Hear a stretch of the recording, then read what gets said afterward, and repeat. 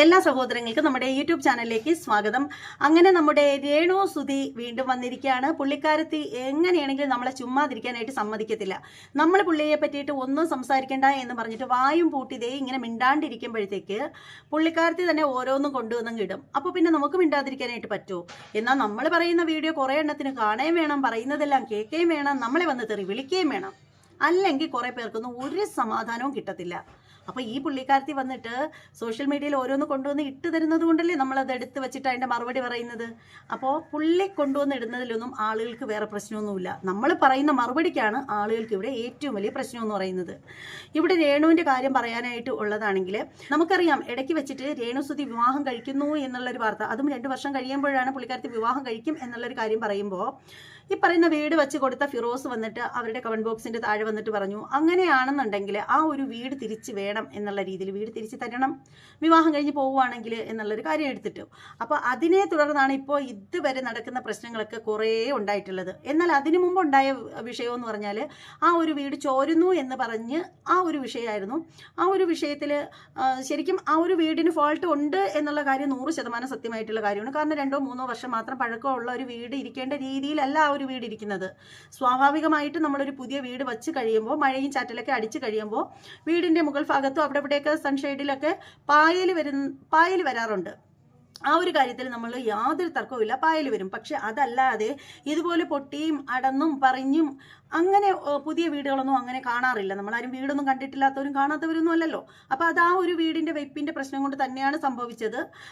നല്ല എന്താണ് ക്വാളിറ്റിയുള്ള മെറ്റീരിയൽസ് ഒക്കെ ഉപയോഗിക്കാതെ ചെയ്തത് കൊണ്ടാവാം എന്നാണ് എനിക്ക് തോന്നുന്നത്. അപ്പോൾ ആ ഒരു വിഷയം അവിടെ നിൽക്കട്ടെ. അതിൽ പറയാനാണെങ്കിൽ കംപ്ലൈൻറ്റ് ചെയ്യുമ്പോൾ എന്തെങ്കിലുമൊക്കെ തെളിവ് വേണ്ടേ? പിന്നെ നമ്മുടെ തങ്കച്ചൻ ചേട്ടനാണെങ്കിൽ സ്ഥലം കിട്ടുമ്പോഴൊക്കെ പുള്ളിക്കാരനില്ലേ മാന്തി പൊളിക്കുന്ന ഒരു സ്വഭാവം കൂടിയുണ്ട്. ഓരോ വീഡിയോയിലും വന്നിട്ട് ഇങ്ങനെ മാന്തി കാണിക്കും. അപ്പോൾ അടുത്ത വീഡിയോ എടുക്കുന്ന സമയത്ത് കൂടുതൽ പൊളിഞ്ഞിരിക്കുന്നതായിട്ട് കാണാം.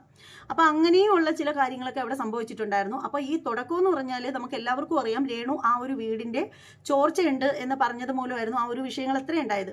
പിന്നീട് ആ ഒരു വിഷയം പതിയെ പോയി അങ്ങനെ പോയി ഇങ്ങനെ പോയി അവസാനം ബിഷപ്പിലേക്ക് തിരിഞ്ഞു.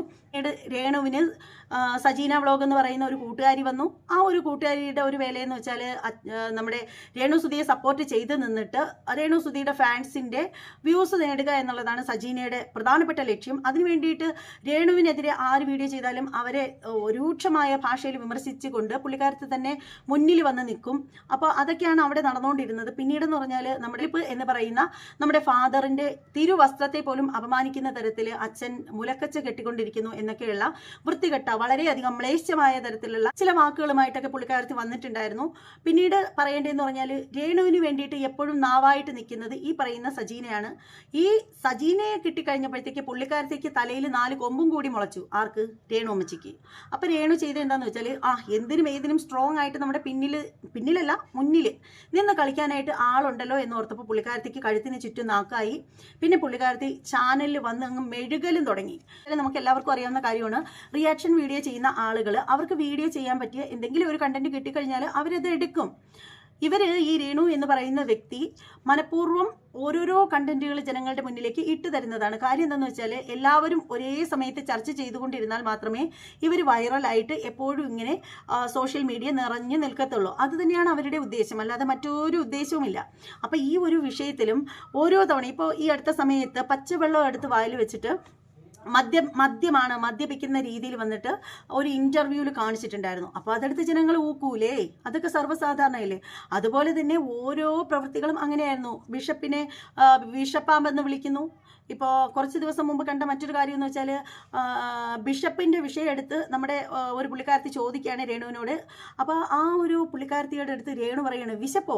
ബിഷപ്പ് എന്ന് പറയുമ്പോഴൊക്കെ രേണു ചോദിക്കുന്നത് വിശപ്പോ? അപ്പോൾ പറയുന്നു വിശപ്പല്ല ബിഷപ്പ്. അല്ല, എനിക്കിപ്പോൾ ബിഷപ്പ് എന്ന് പറയുമ്പോൾ എനിക്ക് വിശപ്പാണ് ഓർമ്മ വരുന്നതെന്നാണ് ഈ ഒരു പുള്ളിക്കാരത്തി പറയുന്നത്. എന്ത് നെറുകെട്ട വർത്താനം ഈ ഒരു പെണ്ണുമ്പിള്ള പറയുന്നത്. അയാൾ കൊടുത്ത വീട്ടിൽ ഒരു ഉളുപ്പും ഇല്ലാണ്ട് നാണവും മാനവും ഇല്ലാതെ ഒരു ഫാമിലിയിലുള്ള മുഴുവൻ ജനങ്ങളെയും കൊണ്ടുവന്ന് അട്ടിപ്പേർ കിടക്കുന്നത് പോരാ, ആ ഒരു മനുഷ്യനെ ഇങ്ങനെ പരിഹസിക്കാൻ വേണ്ടിയിട്ട് ഇവളുടെ മടിയിലിരുത്തിയാണോ അദ്ദേഹത്തിനെ പേരിട്ട് വളർത്തിയത്? അതൊക്കെ ചോദിക്കാതിരിക്കാനായിട്ട് പറ്റില്ല. ശരിക്കും ഈ ഒരു സ്ത്രീയെ നമുക്കറിയില്ല, ഈ ഒരു സ്ത്രീയോട് നമുക്ക് മാനസികമായിട്ട് ഒരു വെറുപ്പുമില്ല. പക്ഷെ ഇവരുടെ ഈ ഒരു പ്രവൃത്തികളിൽ നമുക്ക് നല്ല വെറുപ്പുണ്ട്. കാര്യം ഒരു പിതാവാണ് അദ്ദേഹം, ഒരു വലിയ പൊസിഷനിൽ ഇരിക്കുന്ന ആളാണ്. ആ ഒരു ഫാദർ നോബൽ ഫിലിപ്പിന്റെ ഒരു അവസ്ഥ എന്ന് പറഞ്ഞാൽ വളരെ കഷ്ടമാണ്. ഈ ഒരു കൂതറ ഫാമിലിക്ക് ഒരു വീട് വെക്കാനുള്ള വസ്തു കൊടുത്തു എന്നുള്ളതിന്റെ പേരിൽ അദ്ദേഹത്തിന് സോഷ്യൽ മീഡിയയിൽ വന്നിട്ട് ഒരു കമന്റ് ഇട്ടുകൂടാ, അദ്ദേഹത്തിന് ഒരു സോഷ്യൽ മീഡിയയിൽ ഒന്നൊരു വാക്ക് പറഞ്ഞുകൂടാ. എന്ത് പറഞ്ഞാലും ഈ സജീന എന്ന് പറയുന്ന ഗുണ്ടിയെ മുൻനിർത്തിയിട്ട് രേണു അങ്ങ് നിറഞ്ഞാടുന്നതാണ് നമ്മൾ കണ്ടുകൊണ്ടിരിക്കുന്നത്. ഒരാളുടെ കയ്യിൽ നിന്നും കൈ നീട്ടി എന്തെങ്കിലും മേടിച്ചു കഴിഞ്ഞാൽ ഒരു ഉളുപ്പൊക്കെ വേണ്ടേ അവർക്ക് നേരെ തിരിഞ്ഞു നിന്ന് സംസാരിക്കാനായിട്ട്?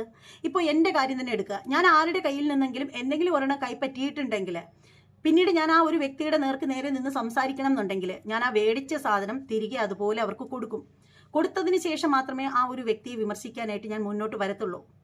അപ്പോൾ അതാണ് എനിക്ക് നിങ്ങളുടെ കാര്യത്തിൽ പറയാനുള്ളത്. നിങ്ങൾ കൈനീട്ടി മേടിച്ചത് അന്തസ്സിന് തിരികെ കൊടുത്തതിന് ശേഷം മാത്രം നിങ്ങൾ സംസാരിക്കേ, എന്നാൽ അതിനൊരു അന്തസ്സുണ്ട്. നിങ്ങൾ ആ ഒരു വീട്ടിൽ കിടക്കുകയാണെങ്കിൽ, നിങ്ങൾ പലപ്പോഴും പറഞ്ഞിട്ടുള്ളൊരു കാര്യം എന്ന് വെച്ചാൽ സോഷ്യൽ മീഡിയയിൽ ആരും ചെയ്യുന്ന വീഡിയോകളൊന്നും ഞാൻ കാണാറില്ല, ആരുടെയും കമൻറ്റ് വായിക്കാറില്ല. എങ്കിൽ പിന്നെ നിങ്ങൾക്ക് എന്താ പ്രശ്നം? ഇപ്പോൾ ഈ പറയുന്ന അച്ഛൻ ആർക്കെങ്കിലും വന്ന് കമൻറ്റ് ഇട്ടാൽ നിങ്ങൾക്ക് എന്താണ് നഷ്ടപ്പെടാനായിട്ടുള്ളത്?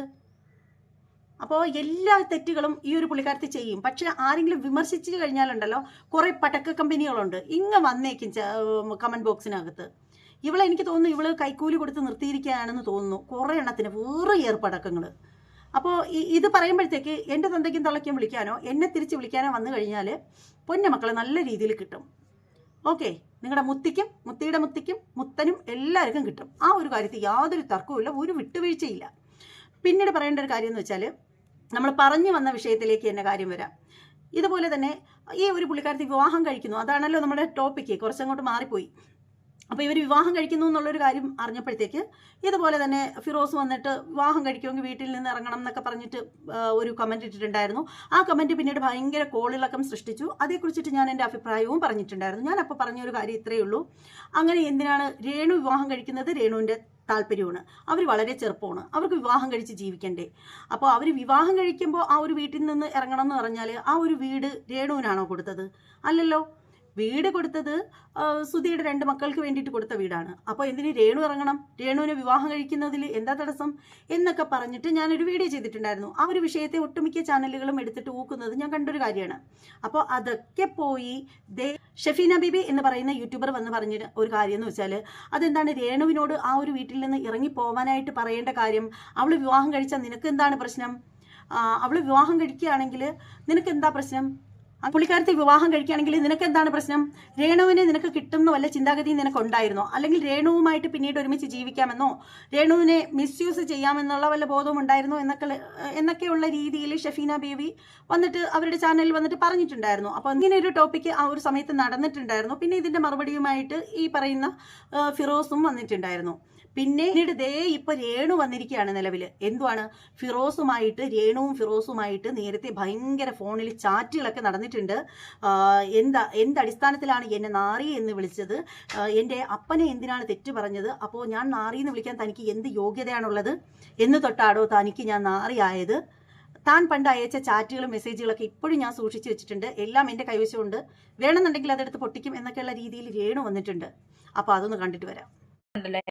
KHDC ഫിറോസിക്ക, ഞാൻ നിങ്ങളെ ഫിറോസിക്ക എന്ന് മാത്രമേ വിളിച്ചിട്ടുള്ളൂ, അല്ലെങ്കിൽ ഫിറോസ് എന്ന് മാത്രമേ വിളിച്ചിട്ടുള്ളൂ. താങ്കളുടെ കഴിഞ്ഞ ദിവസം ഒരു വീഡിയോ കണ്ടല്ലോ, എന്റെ അപ്പനെ എന്നെ നാറി ചെറ്റ എന്നൊക്കെ വിളിക്കാൻ നാണമുണ്ടോ തനിക്ക് എപ്പോഴാണ് ഞാൻ നാറിയും ചെറ്റ ആയത്? ഓർമ്മയുണ്ടോന്നറിയില്ല. നമ്മൾ തമ്മി ഈ പ്രശ്നം ഉണ്ടാകുന്നതിന് മുന്നേ നല്ല രീതിയിൽ സൗഹൃദത്തിൽ മെസ്സേജ് അയക്കാറുള്ളവരല്ലേ. ഇക്ക മറന്നാലും രേണുസുതി ആ മെസ്സേജ് ഒന്നും മറക്കത്തില്ല. ഞാനും അയച്ചിട്ടുണ്ട് ഇക്ക എനിക്ക് അയച്ചിട്ടുണ്ട്. നമ്മൾ തമ്മിൽ നല്ല സൗഹൃദത്തിലായിരുന്നു.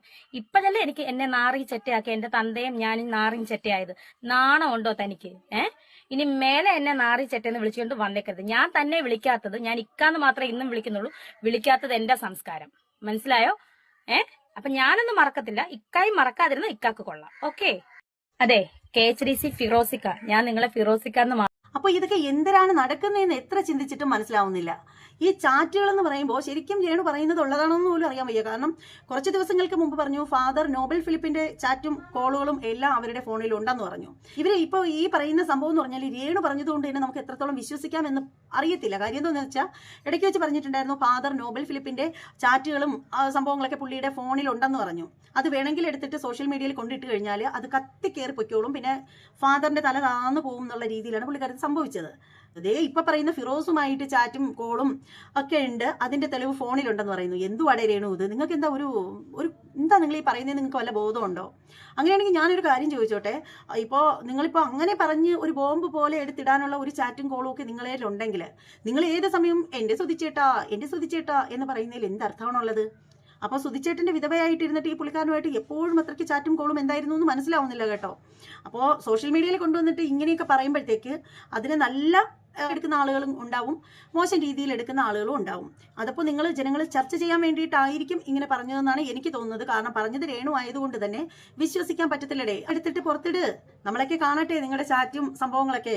അപ്പോൾ എന്തോ ഒരു സംഭവം നമ്മുടെ രേണുവിന്റെ കയ്യിലുണ്ട് ഫിറോസിനെ പറ്റി എന്നുള്ളതിന് യാതൊരു തർക്കവും ഇല്ല. കാരണം രേണുവിനെ വിവാഹം കഴിക്കുന്നു എന്നുള്ളൊരു സംഭവം വന്നപ്പോഴത്തേക്ക് അവിടെ നിന്ന് ഇറങ്ങണം എന്ന് പറഞ്ഞത് ഫിറോസ് തന്നെയായിരുന്നു. പിന്നീട് ബിഷപ്പ് പരാതി കൊടുത്തു കഴിഞ്ഞപ്പോൾ അതിനെതിരെ രൂക്ഷ വിമർശനവുമായിട്ട് പുള്ളിക്കാരൻ ഒരു പോസ്റ്റൊക്കെ ആയിട്ട് വന്നിട്ടുണ്ടായിരുന്നു. അതായത് ദാനം കൊടുക്കുന്ന വസ്തുവിൽ നിന്ന് ഇറങ്ങേണ്ട കാര്യമില്ല, അങ്ങനെ ഇറങ്ങിക്കഴിഞ്ഞാൽ ആ ഒരു വീട് എന്ത് ചെയ്യും, വീട് പുള്ളിക്കാരൻ വെച്ച് കൊടുത്തതാണ് എന്നൊക്കെയുള്ള രീതിയായിട്ട് മുന്നോട്ട് വന്നു. അപ്പോൾ എനിക്ക് തോന്നുന്നു രേണു പറയുന്നത് വെച്ച് ചിന്തിക്കുകയാണെങ്കിൽ ഒരുപക്ഷെ പുള്ളിയുടെ കയ്യിൽ ചാറ്റൊക്കെ രണ്ടുപേരും തമ്മിൽ ചാറ്റൊക്കെ ചെയ്യുമായിരുന്നു എങ്കിൽ ഒരു പക്ഷേ ആ ഒരു ചാറ്റിന്റെ അടിസ്ഥാനത്തിലായിരിക്കാം ഈ പറയുന്ന ഫിറോസ് അങ്ങനെ പറഞ്ഞത് എന്ന് ചിന്തിച്ചു കഴിഞ്ഞാൽ അവർ തെറ്റ് പറയാൻ പറ്റില്ല.